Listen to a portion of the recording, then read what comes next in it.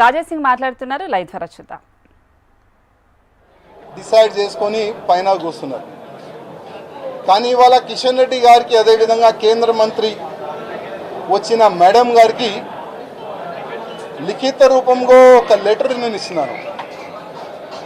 కిషన్ రెడ్డి గారికి ఒక మాట చెప్పి వచ్చిన, కిషన్ రెడ్డి గారు మీ చేతి నుంచే ఇవాళ భారతీయ జనతా పార్టీలో నేను జాయిన్ అయినా, నేను నా రాజీనామా మీ చేతికే ఇస్తున్నా, ప్లీజ్ మీరు యాక్సెప్ట్ చేయండి అని కిషన్ రెడ్డి గారికి ఒక లెటర్ ఇచ్చి వచ్చిన, రిజైన్ లెటర్ పార్టీకి.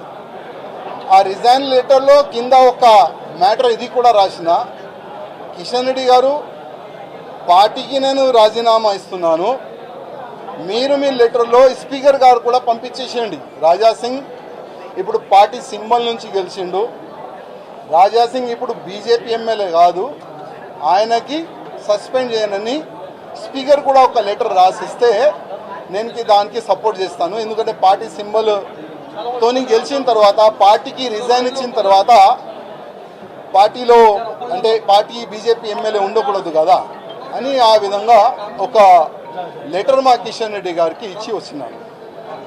దురదృష్టం ఏంటంటే 2014 నుంచి ఎన్ని ఇబ్బందులు భరించి ఇక్కడి వరకు వస్తున్నానంటే మా మీడియా మిత్రులకి కొంతమందికి తెలుసు. ఇవాళ నేను టెర్రరిస్ట్కి టార్గెట్లో ఉన్నా, నేను కాకుండా నా ఫ్యామిలీ మొత్తం ఆ టెర్రరిస్ట్ టార్గెట్లో ఉన్నారు.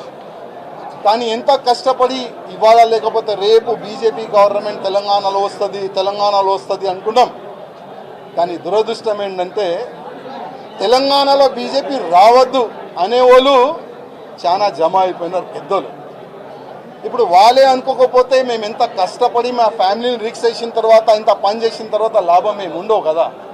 అందుకోసం అయ్యా మీ పార్టీకి దండం, మీకు దండం అని ఒక లవ్ లెటర్ ఇచ్చి వెళ్తున్నాం. జై శ్రీరామ్.